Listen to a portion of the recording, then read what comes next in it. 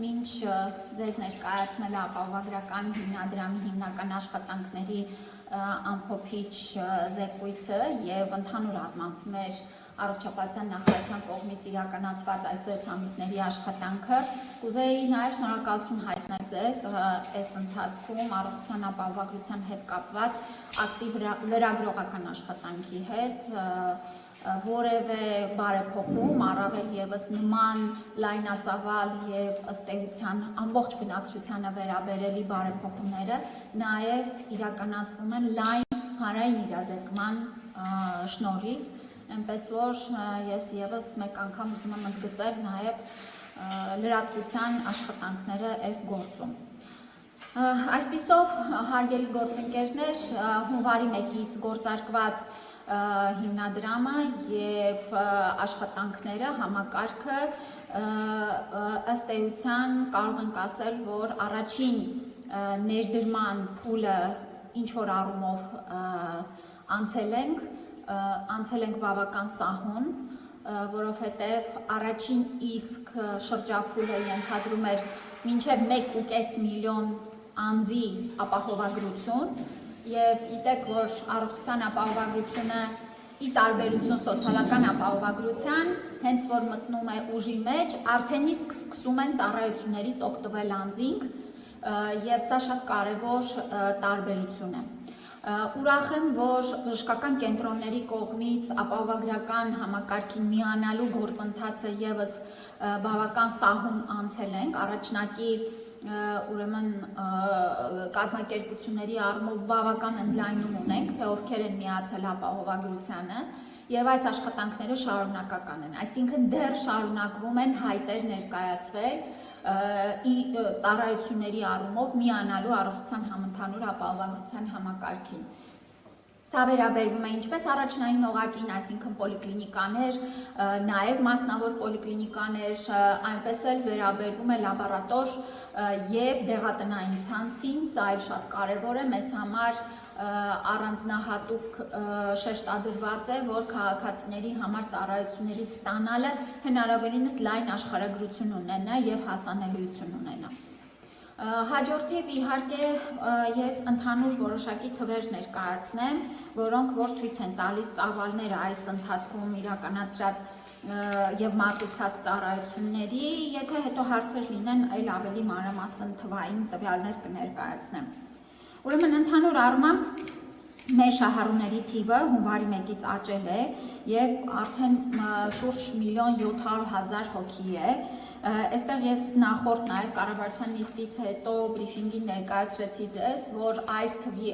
աճը պայմանավորված է մի շարք հանգամանքներով։ Նախ ավելացել են ռեզիդենտների թիվը, այսինքն այն անձինք, ում Հայաստանում լինելու 183 օրը լրացել է, նրանց թիվը աճել է։ Եվ ավտոմատ ստացվում է նրանք եւս ստանում են կարգավիճակ եւ ընդգրկում են առողջության համընդհանուր ապահովագրության մեջ։ Հաջորդիվ ավելացել է նաև 200.000 պլյուս աշխատավարձ ստացող անձանց թիվը,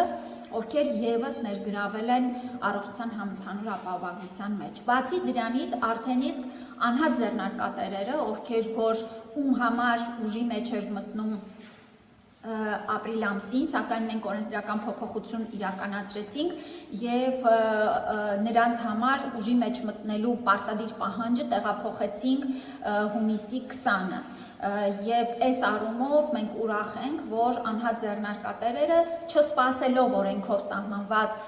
պարտադիր ժամկետին բավականին մեծ տեմպով միանում են ապահովագրական համակարգին, իրականացնում են վճարումները եւ փաստացի սկսում են օգտվել ծառայություններից։ Այսինքն այս մի շարք հանգամանքները միլիոն, եթե կհիշեք, ես հունվարին երբ որ հրապարակում էի, 1.500.000 հոգու մասին էր խոսքը գնում, բայց ընթացքում այս թիվը աճում է ապահովագրվածների եւ հիշեցնեմ, որ 2027 թվականի հունվարի 1-ից մեզ միանալու են նոր խմբեր,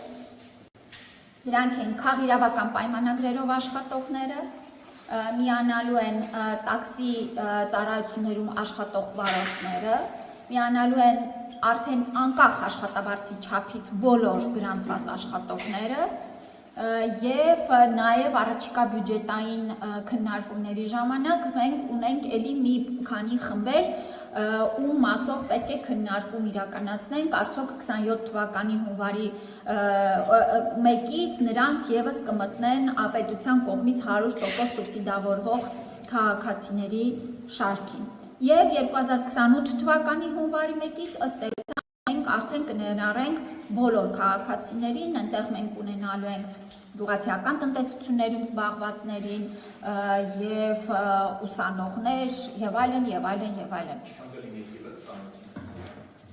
Ապահովագրվածների թիվը ըստ էության մի քանի 100,000-ով կավելանա, որտեղ մինչև 200,000 դրամ աշխատավարձ ստացողների թիվը անցնում է 300,000-ը, եթե չեմ սխալվում։ Այստեղ էլ քանի որ սրանք էլ փոփոխական են, այսինքն աշխատավարձի չափերը տարվա ընթացքում փոխվում են, բայց ընդհանուր մոտավորապես այդքան միայն աշխատավարձ ստացողների մասով թիվը կավելանա։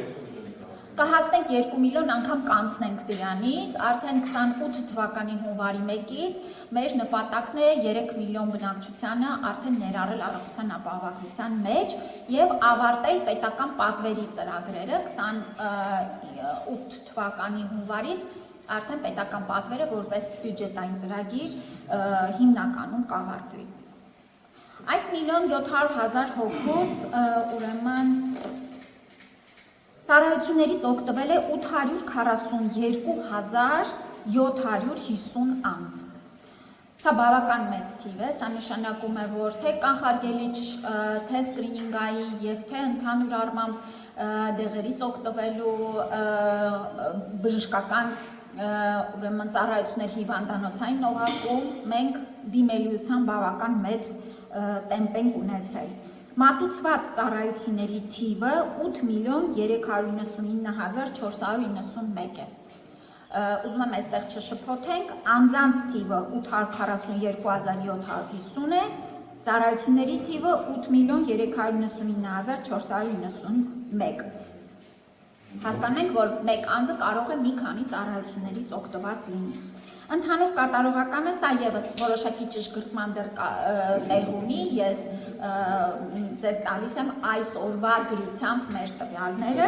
ամիսը կամփոփվի, որոշակի կատարողականի ճշտումներ կունենանք, 97.4 միլիարդ դրամի կատարողական ենք ունեցել։ Ներողություն, 1 միլիոն դրամ չէ որն էիք հարցնում։ 8.399.491-ը ծառայությունների թիվն է, այո։ 97.4 միլիարդը կատարողականի թիվն է, որը շեշտում եմ, որ կարող է որոշակի փոփոխություններ ունենալ։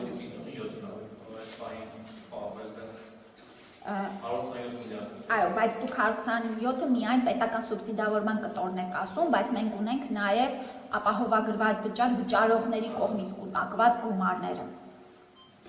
Ասեմ, որ իհարկե մինչ ուրեմն ընտրությունների շրջանում հանրության շրջանում անընդհատ արհեստականորեն տարածվող լուրերը, որ իբրև թե առողջության ապահովագրությունը կգործի մինչև ընտրությունները եւ դրանից հետո չեղարկվելու է, իրենց ազդեցությունը ունեցել են դիմելիության աճի վրա եւ մենք նկատում էինք, որ մայիս ամսին քաղաքացիների մոտ աժիոտաժային այսպես վարքագիծ կար, որ հնարավորինս արագ գնալ, հնարավորինս արագ ստանալ ծառայություններ, վախենալով, որ գուցե հունիսից հետո ապահովագրության ուրեմն բարեփոխումը կանգ առնի,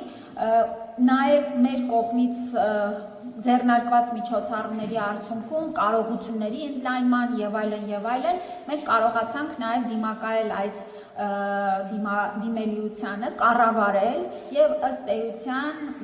այս բոլոր մարտահրավերները հաջողությամբ անցանք։ Նշեմ, որ այս վերջին մեկ շաբաթվա ընթացքում մենք արդեն նկատում ենք որոշակի կայունություն դիմելիության եւ դա կարեւոր է, սա եւս ցույց է տալիս, որ այդ մայիսի վարքագիծը ինչ որ առումով արհեստականորեն ուռճացված էր, հիմա արդեն կարող ենք գնալ դեպի կայունացման եւ հաջորդ 6 ամիսների նաեւ ընթացքը մեզ ամբողջական պատկեր կտա մեր ակտուարական հաշվարկների ակտուալության մասով։ Նշեմ, որ ծախսային առումով մենք եւս մեր